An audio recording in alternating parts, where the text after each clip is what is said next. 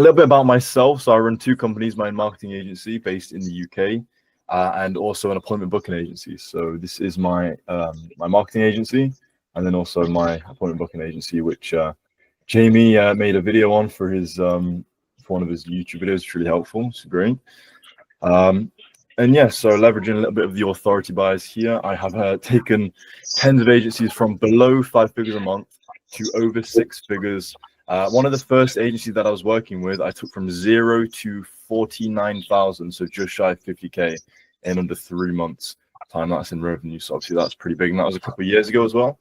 Since then, I've obviously scaled my own agencies and then worked with other agencies to get them, north of 6 figures a month. So definitely scaling in my blood, and I'd almost say that's like my superpowers essentially, is obviously within within outreach more specifically. I've spent a lot of time building up other skills, but something very important is when it comes to actually building your skill set is you want to kind of focus on those strengths. And I mean, there's been lots of studies that have shown that people who focus on their strengths as opposed to building their weaknesses actually do a lot better than those in comparison. So that's something that I've always built out, and I've always stuck with outreach and sales. So that's always been kind of where I've I've always stood essentially.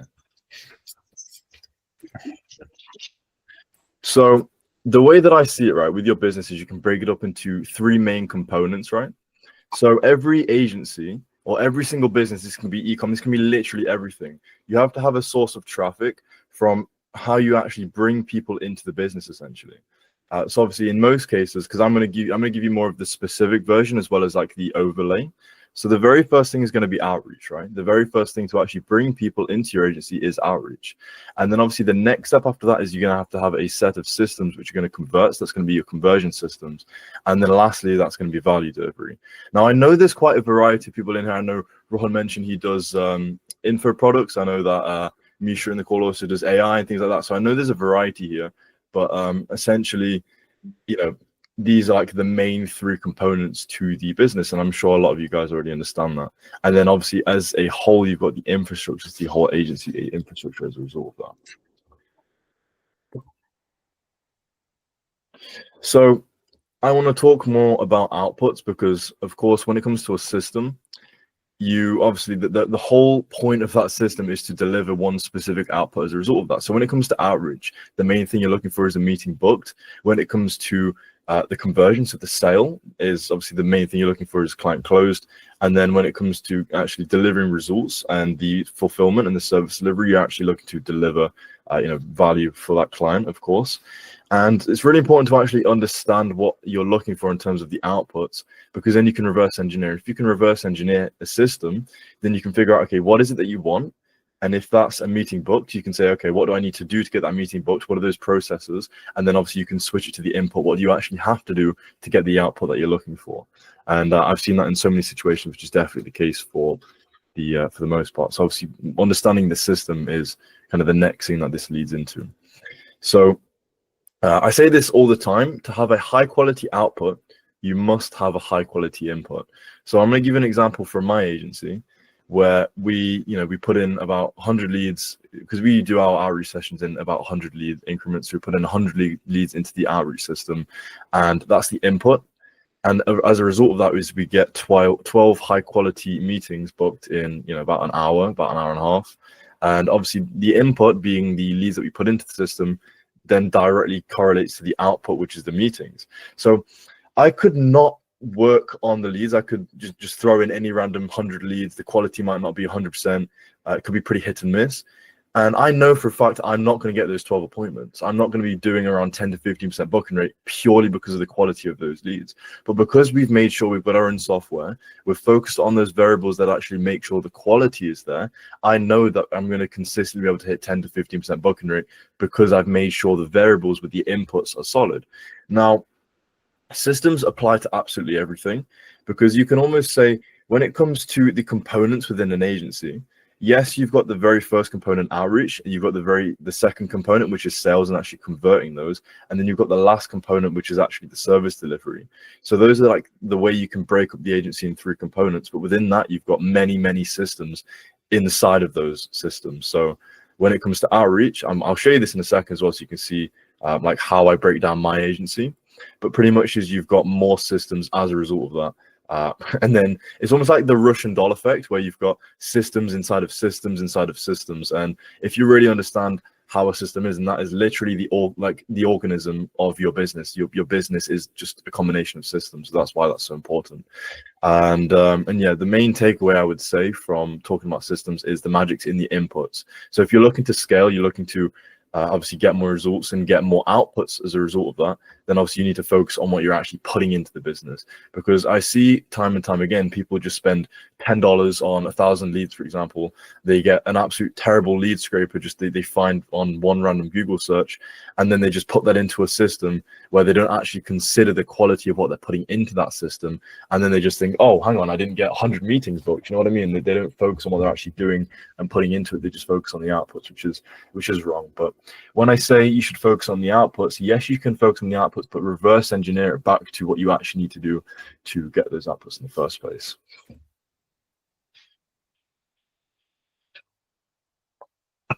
So as we just mentioned, when it comes to a system, you have the inputs, then you've got the processes, and then you've got the outputs, which is obviously what you'd be looking for, whether that's meetings booked, clients closed, or value for your clients. But to kind of reverse engineer that, so I know this might seem a bit rogue, but starting with the outputs, because that's the goal, that's what you're looking for, that's what you're aiming for. And then you reverse engineer it back to what you actually have to do, what processes or even conversion tools you have to do as a result of that. So obviously within business is to scale, you need to bring in more clients. And to bring in more clients, then you've got to bring in more meetings. So that's kind of how you reverse engineer it. If you want to scale the company, then you need to close more deals, and to close more deals, you need to do more outreach. So that's kind of like the step-by-step reverse engineered process of that. And the function, so the purpose of a process is to turn your inputs into outputs. And you want to obviously make sure this is as efficient and successful as possible. If I put 100 leads into a system or 100 meetings, I want to make sure I'm getting as many of those as closed clients or just to the next stage of the process. That's what I'm looking for. So this is what my entire outreach system looks like. This is a 7-step system. So if I pull it up here, actually, you can even see in more detail kind of what this looks like. It's a lot deeper than what you might think. But a lot of people just have like a very simple framework for how they do everything. This is just for outreach as well, might I add. So let me come back over here. So I mentioned there's 3 sections to the agency. You've got outreach, you've got the sales, and then you've obviously got the service delivery. This is just the first section of the agency, and this is obviously broken into 7 sections. But a lot of people, I see this all the time, they might just have one script, and then all they do is they just book them into their calendar. There's nothing structured to it. They haven't got much infrastructure, and they're changing what they're doing all the time. They might book another appointment through a different booking system. They might use a different script when they're on another call, and they don't actually follow a system consistently. So how can you know what results you're doing if you're not sticking to something consistently? So it's always good to just build this out. And I'm a guy that likes my systems, and I've also seen the successful people in the industry. They are also people who like to think in systems. They are also people who build out their systems, and they have structure and kind of organize things, because if you can't organize things, then it's just going to be a mess. Things are going to be all over the place. So that is kind of what it looks like. I know it might seem like quite a lot. I know there's people out there that have even more and have even more crazy systems than that, but that's what it looks like for me. So that's a full breakdown in very much detail how we turn 100 cold leads into 10 to 15 booked meetings in about 60 minutes. I mean, I say 60 minutes, but about an hour to an hour and a half, usually even sometimes to 2 hours. So you could say 1 to 2 hours. And that's how we take literally cold leads to close clients, or not close clients, but meetings booked in in an hour, which to do 10 to 15 appointments in a week for most people is considered healthy. So the fact that we can do that in an hour is just unheard of. And I know you guys might think that's crazy, but that's kind of how we do that, because obviously when it comes down to the numbers, and when you're able to hit certain numbers, it's more about just repeating those, and that's what we call leverage, which I'm going to touch on a little bit later as well. So now I'm going to obviously talk about KPIs and metrics. I'm pretty sure a lot of you guys obviously track your metrics, but this is kind of hit and miss. I got a lot of questions about this. I actually was speaking to some guy yesterday, and I'm going to talk about this in a second, but it's just something that it can be quite difficult, especially when trying to scale, like where to find what metrics to track and what makes sense and things. So I feel like this is kind of something that I had to talk about. I couldn't leave this out, especially when it comes to scaling, because if you aren't tracking your metrics and you don't know what you're actually doing, you don't know what the truth is, and pretty much any decisions you make in the business is going to be based on opinions, and you need to base everything on cold hard facts. So that's why you track the metrics, so you can actually see what you're doing. So I always make sure I track the metrics and the KPIs and everything in chronological order. So to break it down, this is how we take a cold lead to client close. So this is both the outreach and the sales KPIs that we look for. So there's 8 metrics here. So firstly is the reply rate. So the very first thing when we run the outreach systems is how many of those leads that we put into the system, how many of those reply. So that could be a message or a call. Mostly it's going to be a call, because that's how we run the system, with the CTO being to call us back. And we aim for a KPI of 30%. So we run 100 leads. In about 1 to 2 hours, we're going to aim for 30 of those leads to call us back. And obviously that's the very first metric. So again, this is in chronological order. The first step is with the reply rate. And then of course, the next step is how many people have we actually spoken with over the phone. So that's going to be the conversation rate. We aim for 18%. So if we run the system with 100 leads, we're going to aim to speak with 18 of those within an hour or 2 hours time. Now, when it comes to disqualifying people, we want to keep this as low as possible, because we are kind of, I mean, we are quite critical with who we work with in most cases, because if, let's say, you're doing marketing, or you're running a marketing agency, which most of you guys will, something like that, obviously you're going to have something to offer. It's going to be the exchange of value. But if you find the person you're speaking with on the phone doesn't need what you're offering, or even want what you're offering, then obviously you're going to want to disqualify them. It's not going to be a good fit, and you can tell that straight away. Now, you don't want to be too critical with this. You don't want to just, disqualify people left, right, and center on the smallest variables, but it needs to be relevant to what actually has an impact.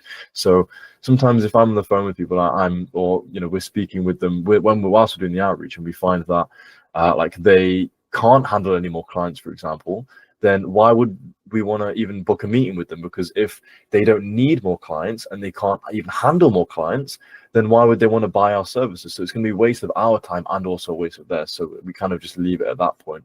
We aim to keep this lower than 6%, but sometimes you can't always control that. You can't control every single variable, but that's what we aim to keep it as less than 6%.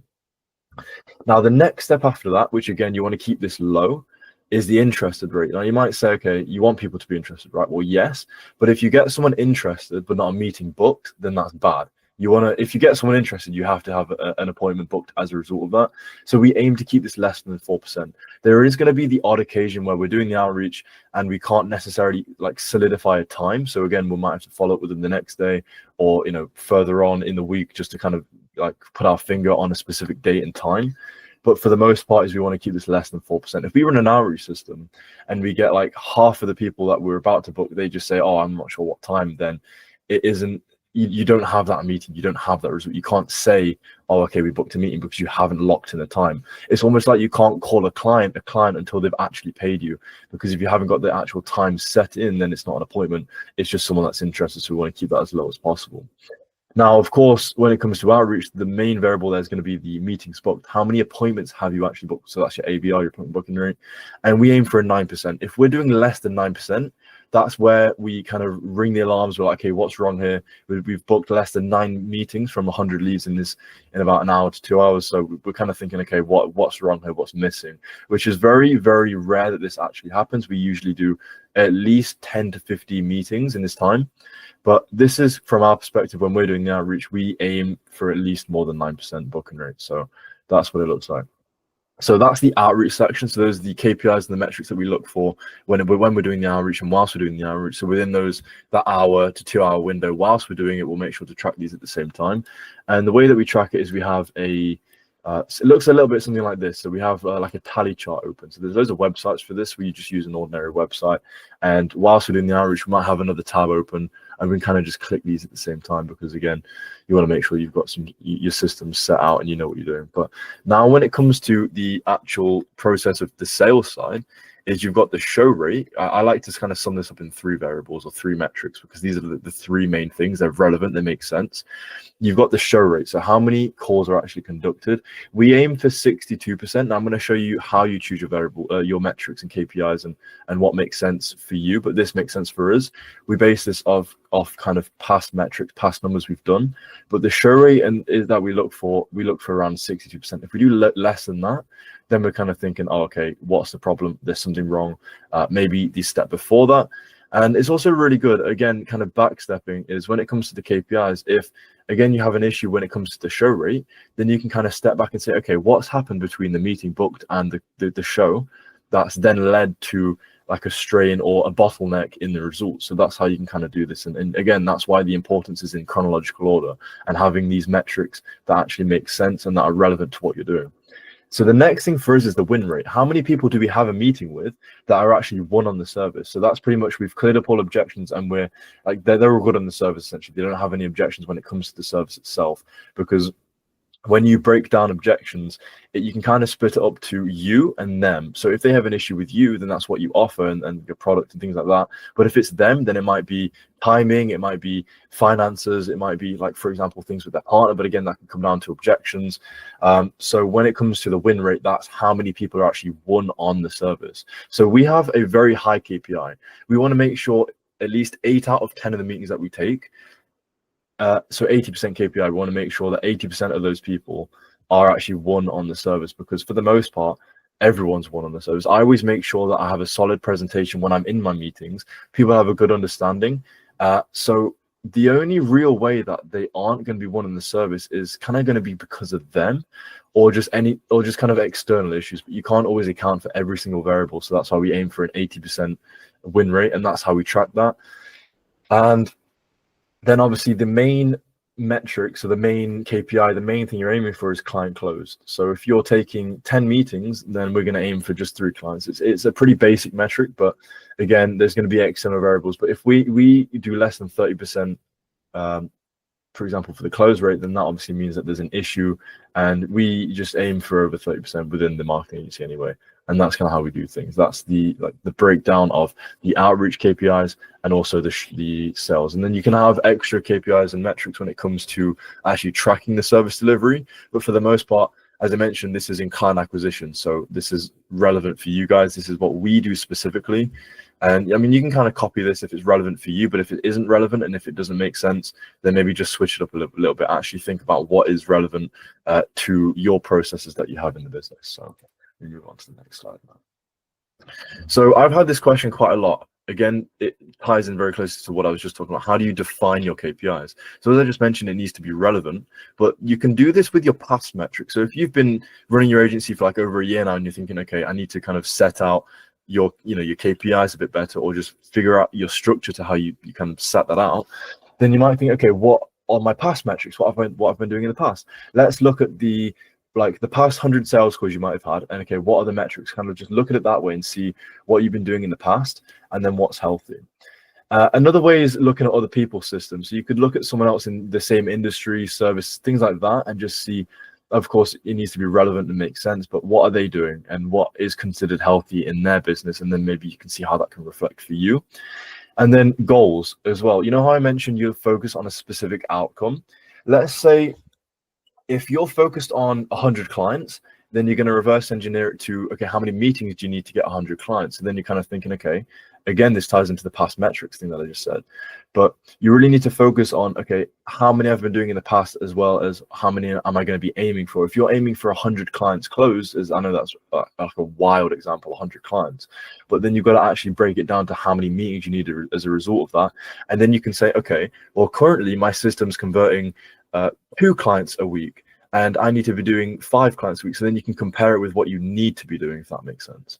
So it's kind of like aiming, as well as of course it needs to make sense and things like that, but also use your goals as perspective for what is considered healthy when it comes to actually setting your KPIs. So now that I've kind of broken down the KPIs and metrics, things like that, is we can talk about the micro versus the macro. So this is true for a lot of things. So similar to COVID, here's a little bit of an example, is how COVID acts with 100 people is how COVID's going to act with 1 billion people, because it's fractal. It's like if one thing happens within one group, then it's also going to happen at larger scale. So it's the same with a niche. If you take a sample of 100 leads, most likely how that sample of 100 leads works or acts is how it's going to act with the whole niche as a whole. Of course, there's validity in numbers. So if you do an extra 100, then you're going to get more valid valid results, but just kind of narrowing it down and really understanding that what you do in this small group has a huge impact to when you do it at volume, essentially. So again, this ties into business, because if you have a problem in the micro, then adding volume and adding scale, it's only just going to make, it's only going to scale the problem. So that's why people just, you know, they might do, for example, you know, here, obviously I've written this down, obviously I'm kind of backtracking, my bad. But if you do 100 leads, or you can't book a single meeting in 100 with 100 leads, then doing another 100 won't fix the issue, because people just think, okay, I need to do more volume. But no, that's not the case. You need to improve the quality. So as I just said here, if you have a problem in the micro, then adding volume will only scale the problem, and your business will suffer. It's going to come crashing down, and you need to make sure you have a solid infrastructure, which again I'm going to talk about in a second. But again, the kind of key takeaway point is volume is not the answer to problems of quality.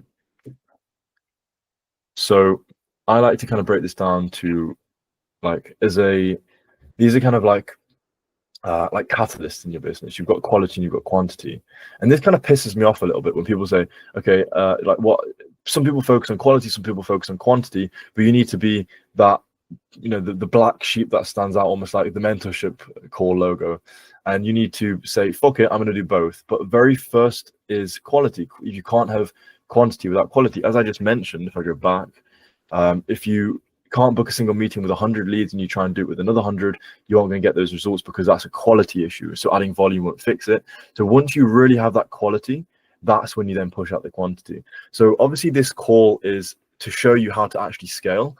I'm talking about what you need to do. So this is like preparation to scaling, and I'm going to talk about how you actually scale in a second. But the very first thing you need to make sure is the quality there. And then once you have that quality, that's when you then push it out of volume, and that's when you actually see those numbers come in as a result of that. But you can't do that without focusing on the quality first. So here's a little bit of a case study with Apple and Steve Jobs. So if you literally look at it, right, the biggest company in the world, which is Apple, which has a market cap of $3.4 trillion as of today. And the reason they are here or in that position today is because they focused on quality. So Apple is obviously known for their innovation, and the companies, obviously they originally started out building computers. Obviously they've diversified since then. But Steve Jobs was very, very dedicated to the Macintosh project, which is what we know today as the Mac.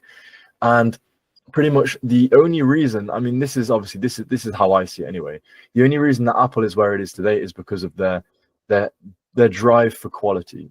Now, whether that's, you could say, okay, well, Samsung have high quality iPhones, you could say things like that, but not just in the quality of what they actually offer, but the quality in how they kind of make people feel. Like, quality is also a feeling as well. If your outreach systems feel really high quality to the prospect, then it's going to obviously drive more results. They're going to see that quality, and that's going to then obviously resonate and obviously drive the outputs that you're looking for. So that also ties in closely with the processes that you run. If those processes are very high quality, then again, you're going to have more high quality results. So yeah, this is pretty much the main key takeaway here is the biggest company in the entire world is in the position that they are because they focused on the product. Their ability to focus on the product as well as quality is a huge thing. And I always like to say is a truly good product should market itself, which is always true. If you really have something that is amazing, then it will literally market itself. The fact that it's so unique, people are going to then see that, and it's obviously going to pick up as a result. But if you're doing what everyone else is doing, then it's not different. There's nothing different there, is there? There's nothing unique about it. There's nothing. I mean, you might have some quality, you might provide value, but if you're doing what the same as everyone else is, then you're just going to obviously fit in with those. And again, it just lacks quality. So yeah, move on. A little bit of something to think about there. And now infrastructure. So if you've kind of narrowed down the quality aspect, then obviously the main thing you need to focus about then is the infrastructure. So a lot of you might kind of be starting out. I'm not sure how long you guys have been in business for, but I see infrastructure almost as it's almost like a journey, right? So like, for example, your team, they're the people that you hire. They make the infrastructure for the business. It's your operations. It's just a compile of things along the journey. You can't just necessarily spend a day and say, okay, I'm going to build out an entire agency infrastructure. It comes as a result of progress and a result of the journey. So you can't just click your fingers and have like an agency infrastructure. But without the agency infrastructure, it's the foundations to the business. So again, this kind of builds itself over time. But yeah, that's it's just so important. It really is. And so I've just got some extra notes just for like key talking points that I've got here. So I like to see the infrastructure as setting up your default variables. So if you're starting a new system or something different, or even just like kind of, it could be a refresh of what you're currently doing, is you're going to have the foundations built out for that. So if you can set up the infrastructure from scratch, like in the best position to kind of set you up for success, and just the best possible default variables, then that's going to set you up most likely to do better. Because yes, you're going to have to refine that infrastructure. You're going to have to improve things. You might have to then hire new people, get rid of people that are currently working for you, try new systems, etc. But that's just part of it. If you can set yourself up with the best kind of agency structure beforehand, then that's just going to make sure that the kind of systems that you're running, set up for success essentially. And I know this myself because I've been in the process of building, scaling for a while now.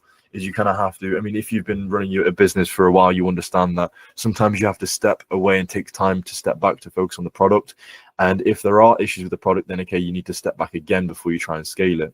And this does happen, but again, as I mentioned, it's part of the journey. That is how things go. But if you can figure out things before you start, and you can figure out the best infrastructure before you start pushing things out, then that's kind of the best approach you can take. And again, like I said, is we're still talking about preparation for scaling. So everything that I've mentioned here is in preparation to scaling. So with that being said, obviously now we actually move into how you actually scale. So that's with the volume. So this is obviously what you've probably all been waiting for. I know I've been speaking about how to prepare, which is again very important. But when it comes to actually scaling the business, it comes to volume. Scale at first principle is literally just increase in volume. So how do you apply volume? Well, I'll say that in a second, but it's just volume to a system to increase the outputs, and as a result, that's how you scale. So as we mentioned, you have to then have an increase in inputs. If you want more outputs, you just put in more inputs. So volume is volume into the inputs. So if you're currently running 100 leads that bring in 10 meetings consistently, then if you do 200 leads, that's going to bring 20 meetings, and therefore 1,000 leads should bring 100 meetings. And then obviously those meetings are the inputs, or those leads are the inputs. So 100 meetings is then going to mean, you could say 20 clients, and those 20 clients are going to be an extra 40K in monthly recurring revenue. So this needs to obviously correlate to your goals. You're not just going to want to push out anything crazy. You're not just going to say, okay, I'm gonna do an extra 50K in monthly recurring revenue next month. No, it needs to be realistic, and you also need to make sure it resonates with what you're currently doing and it's actually realistic. Now, I wouldn't ever recommend just going from, or making a jump from like 100 leads. If you're doing this like weekly, or let's just say you're doing 100 leads a month and 10 meetings a month, I wouldn't just recommend jumping from that and 10xing it to 1,000 leads, because that's going to put so much pressure on your systems. It's going to put so much pressure on your agency infrastructure that if you just add that in instantly, it's going to pretty much just cause you to come crashing down. It's going to cause so many issues.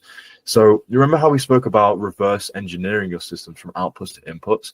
Again, as I just mentioned, you kind of need to do that, because again, when it comes to the KPIs you set and your goals, let's just say if the goal is to add 20K a month in 3 months, so an extra 20K MRR in 3 months, then you need to think how many clients, and then obviously that then tells you how many meetings you need, and then obviously that's how you figure out how fast you want to scale. And always focus on incremental increases. So don't make crazy jumps. Don't go from 100 to 1,000. Don't 10x anything. Maybe just try like a simple 2x. Maybe just see how it then impacts your systems. Because you also have to think about, okay, if you do an extra 100 leads, it's not just 100 leads. It's the meetings that come as a result. It's also the time that is spent running those outreach systems, the time actually on those meetings, and then also the pressure of the follow-ups, like little things like that. It takes a lot of time. So if you're just gonna then 10x what you're doing, that's 10xing everything, and you probably don't have the infrastructure for that. And as I mentioned, your infrastructure grows as a result of the journey. It comes like about as time. So if, for example, you are doing 100 leads at the moment, you up that to 200, then you might find, oh, okay, I need to bring on another appointment setter. And that's how growth in the business occurs. But you have to be very careful with how you run things like this. It needs to be incremental, is what I always say. So leverage, very, really important. So this is a little bit of a business hack. So it can help you obviously get results more effortlessly. I'm going to give you an example as well. But if you've heard of the 80-20 principle, then 80% of the results come from 20% of the work that you do. So when it comes to scaling, you need to really focus on this 20%. And I know Jamie's nodding his head right now because he knows what I'm talking about. Obviously, he's been a guy in scale as well, so he understands that you don't want to focus on that 80% of things that don't drive any results. You want to focus on the things that really do. And I know you've probably heard something like this before, but just really like narrowing it down to what you're doing specifically and just really figuring out what is that 20%. And most likely it's going to be focusing on the first component of the agency, which is going to be the outreach sector. So if hypothetically, right, I'm to make a YouTube video that takes me 30 minutes, you could even say this, for example. Let me give you an example. Let's just say this mastermind class that I'm doing right now. Let's just say Jamie puts it on YouTube or I put it on YouTube. It gets, let's just say 100K views. Then that could mean 50 book calls, which could then lead to 20 new clients, which could then lead to 40K monthly recurring revenue, literally from a 30-minute video. Like, of course, you have spent time to prepare this. So let's just say a total like 2 hours, for example. But there's a lot of leverage there. If I'm spending 2 hours and I'm getting 20 new clients as a result of that, then that's leverage. And it's, these little business hacks are little things that you need to use when it comes to scaling. And that is what you would call asymmetric leverage. And yeah, that's the end of what we've got here. And yeah, I mean, the main thing when it comes to scaling is just really focusing on the actual leverage sector of things. So let me move over the call back to my main monitor so I can hop in with you guys. And then I'm should be good to start answering questions now. So. Yes, sir. Thank you for doing that, by the way. Everything you said in there is just none the way. It's like these guys need to understand that because it's so horrible, especially that asymmetric leverage. I'm doing a full module on that in my actual program. I'm gonna do that soon, but it's just fucking like I've invested in Charlie Morgan's course. I don't know if you're on there, but I've invested into that program. And he just explains it so well. So exactly. I'm just going to take bits and pieces of that there and try and make it my own way. And it's just it's just stupid how good it actually is. Exactly. Once you like first figure out how these things actually go about and then how you can apply it, it's a huge paradigm shift, isn't it? Like, yeah, if you're like, I saw you smiling. I mean, I'm sure the other guys, if this is like a new concept or anything like this, then it's going to have a huge impact on how you actually view things with your business, and then how you also make decisions, which are going to have a huge impact in the whole run. So that's why I wanted to make sure that I'm not just saying, okay, do this, do that, do that. I'm trying to give you my perspective. I'm trying to give you like a solid perspective on how to think of things. And obviously that's going to then, play part in the decisions you make within the business. And hopefully the things that I've mentioned, obviously it's going to be recorded. So if you want to go back, I know Jamie mentioned to make notes at the start, which is good if you've made notes as well. I'll also share the presentation that I shared. I'll share that as well if you wanted to go through that yourself. Yeah. If you want to ping out the chat, because I'm going to use it for YouTube as well, if you don't mind. Yeah, that's perfect. Yeah, I look forward to doing that. Let me just pull it over now. Does anyone have any questions that they have for me? Anyone? For example, like great presentation, by the way. For example, let's say what do you think is the best thing to focus on when like in the first 90 days of like starting an agency? Like what do you think? Let's say you said the three things are outreach, conversion, and client results, right? So what are the three, I guess, would you focus on the most in the beginning? I think that very underestimated is actually the service delivery itself. The product that you're selling is very important. Like when I first started out, I was switching between web design, for example. And me personally, I didn't really believe in the product itself. I didn't think, okay, we're not really providing that much value here. So if you don't believe in the product, then it's going to be very hard to sell. And if you can't sell the product, then you aren't going to grow the agency. You aren't going to be able to scale something that you can't sell. And that all comes down to the product and actually believing in that, because you need to be able to speak on these sales calls in like a frame of full conviction. They need to speak to you and trust you and know that the product that they're buying from you is actually going to bring them results. So I actually think, while this is very much underestimated, people think, okay, focus on the sales and the outreach side. That's going to obviously scale you up. But I think, no, focus more on the service delivery side. Make sure you know what you're doing. You need to know the ins and outs of the product and the service. And then obviously that's going to help you sell. If you're just selling some random media buyer or some random web designer. There's no actual value there, and you're in the back of your mind, you aren't going to believe in that product. So that's going to kind of hold you back subconsciously when it comes to the actual sales side and also with the outreach. So I think, again, reverse engineering from the last part, which is the service delivery and the product, back to the sales and then back to the outreach. So really just think about how you can reverse engineer things. But that's what I would say. I think a lot of people would disagree with that, or a lot of people would just say different. But from my perspective and how I've viewed things and how things have been for me, I think the product itself and the service delivery is a huge part when it comes, especially in the first 90 days as well. Because if it's the first 90 days, you might not have any clients, you might have not have actually done the service delivery. So you're still going to have to understand and know what you're actually doing. So how I showed my screen, my Miro board, and that's like my entire structure. Maybe you can just like build out the entire infrastructure for the service delivery component, and that will help you get more of an understanding. So when it comes to that first 90 days and growing the agency, you're going to have more of an understanding. You're going to understand your products a whole lot better. So when they're asking you questions, you can answer them a lot better, and those people are going to understand that you know what you're talking about. And then they're also going to, like, even subconsciously as well, this applies subconsciously, they're going to feel what you're saying, and they're going to really understand that you actually know what you're talking about, and they can trust you. And that's then going to mean you're going to get more sales, and then it's also going to help in the short term as well when it comes to outbound as well, when it comes to the average. So that's what I would say to answer your question. Yeah, making your service delivery so good that you can even like guarantee results. Yeah. Right? And then that makes it more attractive, right? So you need to have a no-brainer offer. So that also ties into the sales aspect, to have an offer. But to have a no-brainer offer, you have to have a good product. You can't guarantee 100 clients a month, for example. Oh no, that's a rogue number, but you can't guarantee anything like that if you don't have a good product. So again, it all comes down to the product. Yeah. And just really making sure you know what you're actually doing when it comes to the service delivery. That's what I would say. Yeah. Can I touch on that as well? There's I would somewhat agree and disagree, right? I think definitely what you said 100% needs to be done. And there's something called a customer journey, or you definitely know what that is. Benjamin, you probably know what it is. Whoever doesn't know what it is, especially if it's going on YouTube, customer journey is kind of just getting people on, like step by step from point A when they join you to then getting results. Like that's like the customer journey. If you can map out that, meaning what do you need for onboarding? Like make a list of everything you need to keep it systemized for onboarding, and then think about the next step. What's the next step? It's probably like a quick one, right? As soon as they get a quick one, they're like happy already. It solidifies in their mind. It's like psychological. Once you have that, underneath that, like you can have it could be a quick one for anything. Like literally, it could be like how you onboard them. It could be a brand new client. It could be a brand new lead. It doesn't matter. Whatever your service is, like a quick one for that. And then after that is like deliver. So get them to that result as fast as possible. And then to even make your service better is over deliver. So say, for example, you brought up websites. So this is what we do. So if anyone comes on for web design, obviously like we GHL, right? So we give them GHL, we give them the template, they make a website, they give it to the clients, right? What happens then is like they get that done within 24 hours. That's a quick one. Gets it completely done, right? And then now they've gotten their desired outcome, which is a brand new website. But then they over deliver.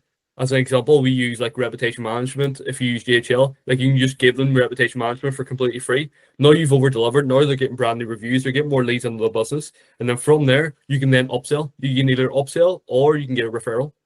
Does that make sense? Yeah. Yeah. Completely. Yeah. Definitely.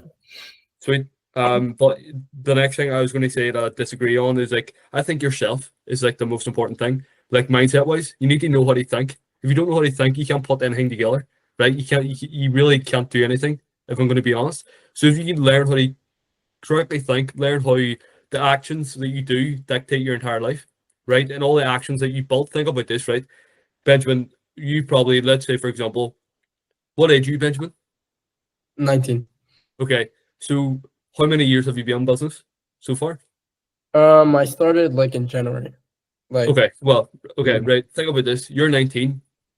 You have 19 years of conditioning, believing something else, thinking something else, right? And now you need to reverse engineer everything that you do, all your behaviors, all everything that you do to think about every single day, what you eat, what else?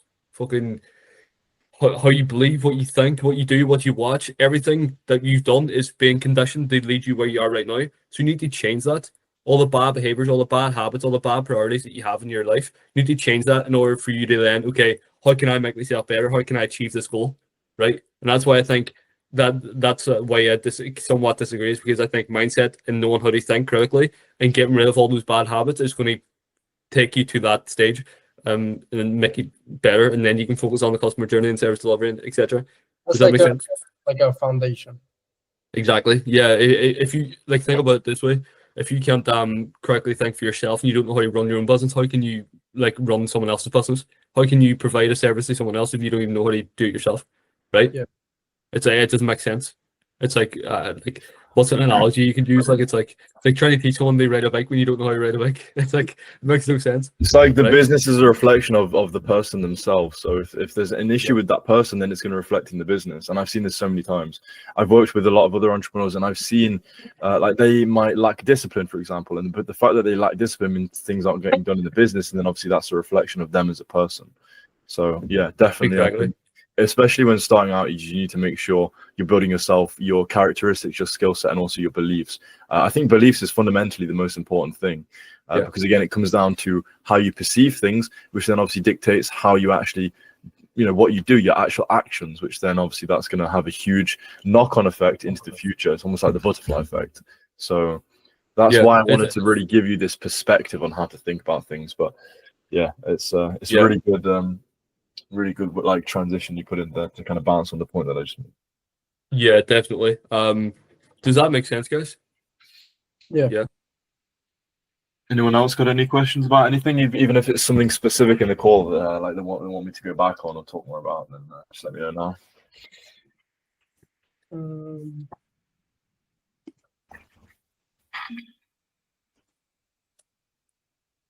Anyone have any other questions though? For you, you're you run a marketing agency, right? Yeah. So for you, your outreach, how does that look? Like the initial outreach, the actual outreach. So I mean, the initial, like, this is how we used to do it in the past. Very simple. We had loads of appointment setters, but then obviously, how I mentioned about leverage, there wasn't leverage there. So I created my own outreach system where there was insane leverage. So that's how we run 100 leads into the outreach systems and book around 10 to 15% appointments, which is obviously probably like 5-6 times higher than the industry average. So yeah, to break it down simply is we mainly use voicemail dropping. So like for example, the first thing like along the customer journey is what they'd see is if they receive a voicemail, they also receive SMS follow-ups, and then the aim is obviously to get them on the phone. Then we've got our own set of call processors where we actually then get them booked in. And yeah, we're always looking to innovate these systems as well. So we're actually looked into, like, for example, automating the phone process or the call process with AI, but we kind of handle this ourselves already. We've got appointment setters that know what they're doing, they know the systems, and it's very much based around human psychology and human nature, which is a huge part of the leverage point as well. But for the most part, it's mainly, for example, with the voicemail drops and then SMS follow-ups on top of that, and that's kind of where it leads on to the next point. That's the process for that. Cool. So just to reiterate for the guys, it's more of it's not like a DM kind of thing. It's like more of like just like voice message and straight onto a phone call.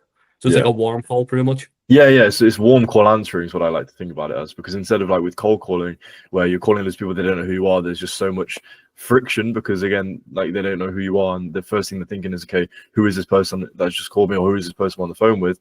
I mean, you got to even think about it. Literally, if someone or some random numbers to call you out of the blue, what is the very first thing you're going to be thinking of? Who is this person and what do they want? So the fact that those boundaries are up is it's limiting, so limiting.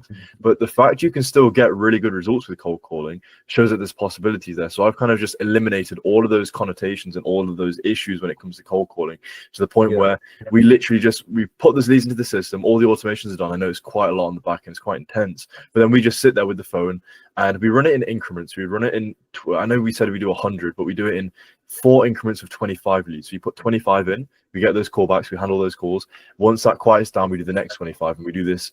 That's how I said it takes about an hour to 2 hours, and kind of that's how we run. We do 100, we do this each day, and that's kind of how it works. But it's really good because like they know our name, they know why we're calling. We've already built a little bit of rapport with them, so they're calling us like, "Oh, hi, Aaron, yeah, hi," and then you know what I mean. It's there's so much leverage there, and that's why I wanted to really focus on leverage. So I want to finish the call. I wanted to finish the last point that I mentioned on leverage, because that's really how you actually scale.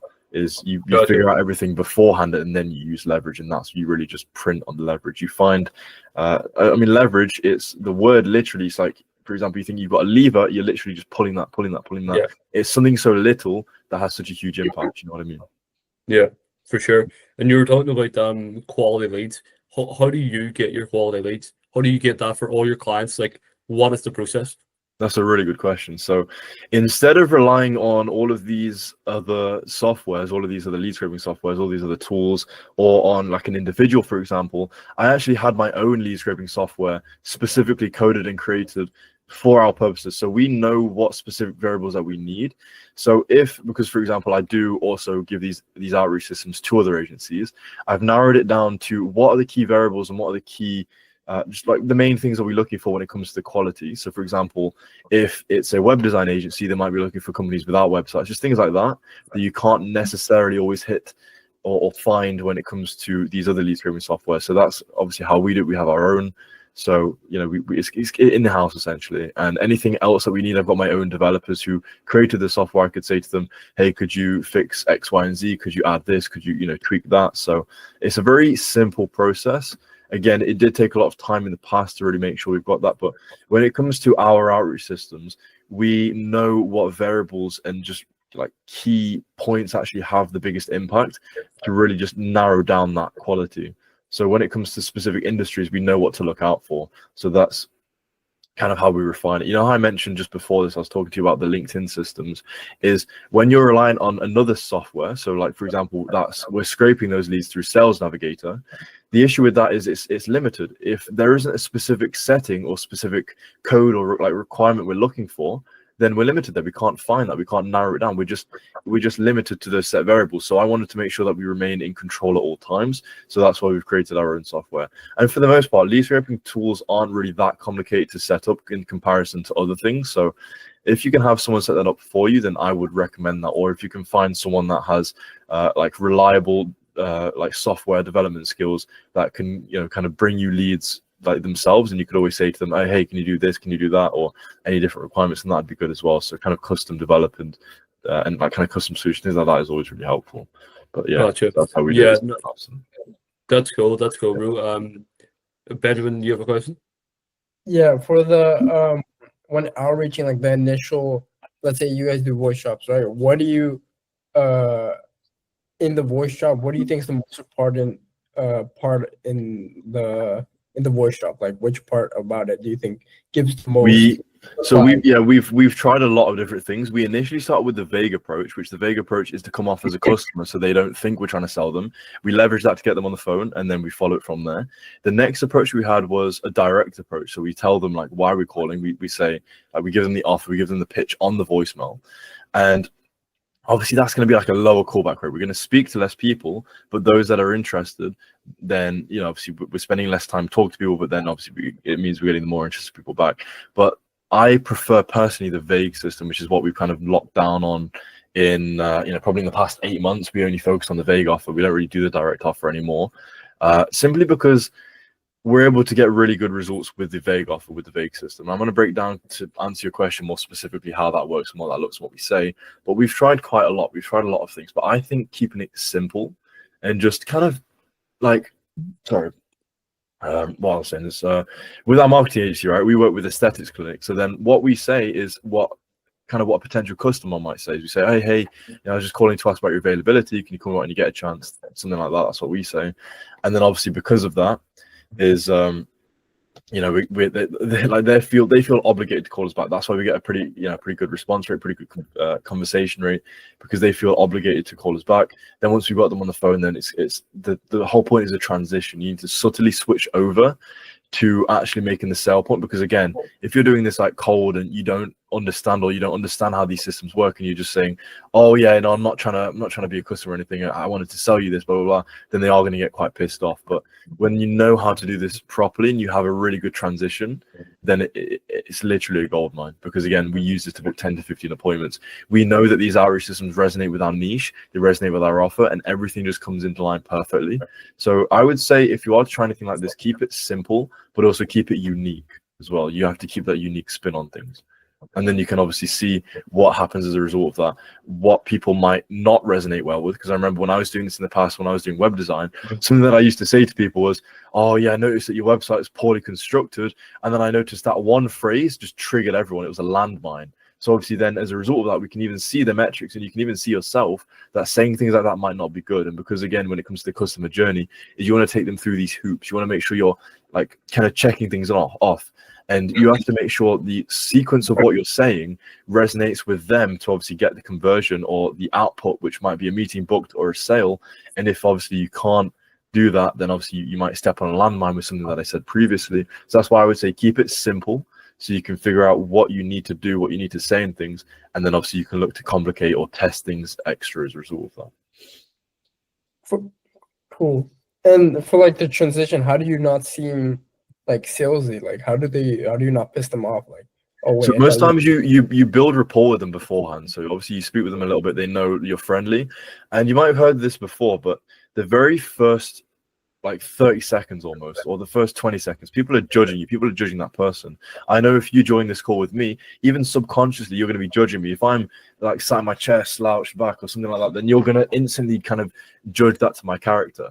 I know people that I like, again, this isn't like a purposeful thing. Some people might be different at things, but you're going to judge that person on like the first time you met them, the first time you spoke to them. It's going to be in your mind subconsciously, so you remember that when you're on the phone with them. Sorry, like the first impression. Yeah, the first impression is really important. We always say this. You want to make sure that the first time they hear you on the phone is you're friendly. You're not like anyone that's after them. If they feel like it's too salesy or something like that, then obviously it's not going to be a good result. But again, because you obviously want to leverage the fact that they think you're a customer or could be a customer. And then when it comes to the transition, you have to make that very subtle. So the way that we do it, because I'll kind of run you through actually. I won't pull up the ins and outs or anything. Just so you know, guys, I have a meeting in about 8 minutes, so just so you know. We'll look to wrap things up quite soon. But when it comes to the transition, is we say, I wasn't looking for a treatment for myself specifically, but I just wanted to ask if you'd handle an extra 10 to 15 clients a month. So we aren't then giving them an offer, we're then framing it in terms of a question. So that's how we then switch it up. So then instead of saying like, oh, okay, we do this, we do that, blah, we can get X, Y, and Z. We're just asking them a simple question, is if they can handle more clients. Then that makes them think. So that's, instead of them thinking, oh, I'm going to be pissed off, which, yeah, obviously you do get like the odd person. Usually we get like a 1% negative reply rate. If it's more than that, then it just never really is. It usually is quite rare that anyone does get pissed off. Maybe like one person out of those 100 leads might not be too fond of it. It's never anything crazy, but with the transitions, you need to make sure it's subtle and not too intense, because if you just go in and say, we can bring you 20 clients a month, positive ROI guarantee, all of that, then obviously that's just going to be a huge red flag for them. And so I'd just say focus on being subtle when it comes to that transition. Yeah. Cool, man. Thanks. Yeah, of course. Cool, bro. That's like the score's been really good, man. It's the other guy in the call, does he have a question? Yeah, let's go ahead, bro. Yeah, I have one question. So currently I'm running like content marketing agency. I help like online coaches generate organic traffic and convert that traffic to warm leads and also appointments. And currently I've been doing like cold DMs, but I'm thinking, should I continue with the cold DMs or do content so I could like make my service better and use that as like a case study? So this is not a concept, but something that I've learned from the book Sell Like Crazy, I believe it was, is you need to, or when it comes to your outreach specifically, it needs to resonate with the niche that you're in.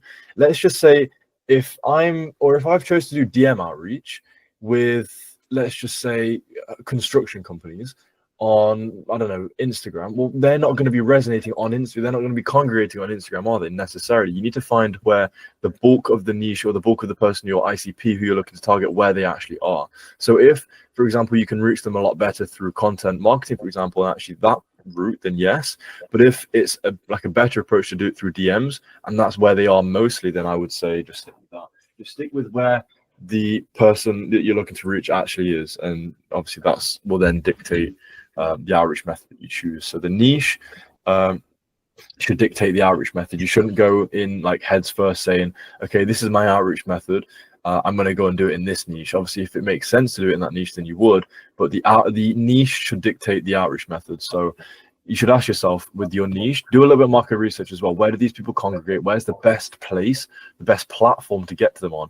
Let's just say if I'm looking to reach agency owners, Discord might be a good idea. But then I could say, okay, so maybe school's a better platform because a lot of them congregate there. They're high quality as well. So consider these other things about the quality of the person you're looking to reach out to, and really just think about that, if that makes sense. So just say, okay, maybe they do congregate on Facebook and they are also on Instagram, but I can see, okay, that's higher quality on Instagram, for example. And then you say, okay, you focus to that. Does that kind of answer your question? Yeah, it does. Yeah.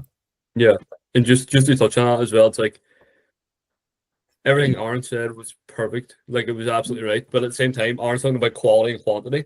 I think it's the exact same thing. If you can have outreach and then also inbound, it's going to go well together. Yeah, like there's never going to be a place on the planet that's never ever going to work, right? It's just like if you can do both, use yourself as a case study, but also reach out to other people and getting, obviously the outbound and then plus the inbound, it just works really well. And if you can too, like just throw like a couple hundred every month on the paid ads, like profile ads, it'll just bring in your ICP. If you know how to do it properly, it'll just bring in your ICP. Your content will nurture them. And when you have a seller, or if you want to do it yourself, you can just reach out to them, right? And then they've seen your content because they followed you and they're interested in kind of what you do. And then they see your content and nurture them. And then you just send them a message, and that's your outreach. That's kind of like a warm outreach, if that makes sense. There's like different ways to do it, but definitely have inbound and outbound if possible. Okay. All right. Makes sense. Sweet, Bruce. Aaron, thank you for having on. I really appreciate it. It was really good having this fun, man. Yeah, it was a great chat. 100%. We'll get you on our time for sure. But I'll send you this recording as well, and I'll fire it on YouTube as well if anyone wants to do it. But if you drop your name and drop your everything right now. Yeah, I'll put the resources. I'll put in the presentation so people can look at that. I'll put in my YouTube because the breakdown of my outreach systems. I've got a video on YouTube of me going through that in depth. So I know you might be thinking when it comes to the outreach, because again, that's the first component. You might be thinking, okay, I want to go in the outreach. So there's a lot of value in that as well, where I break down every single section in the outreach systems that I use at the moment, and then you can kind of see how you could use that or what you could take away from that as well. So I'll put that in as well. I'll put in some resources. Yeah. So. Cool, bro. Sounds good, man. Thank you for having on, bro. Yeah, of course. All right. Take care, everyone. Right, guys. And if you have any questions, feel free to reach out to me if you want any questions or anything like that. Right. Perfect. All right. Take care, guys. Appreciate it. Chat soon, boys. Bye-bye. Bye.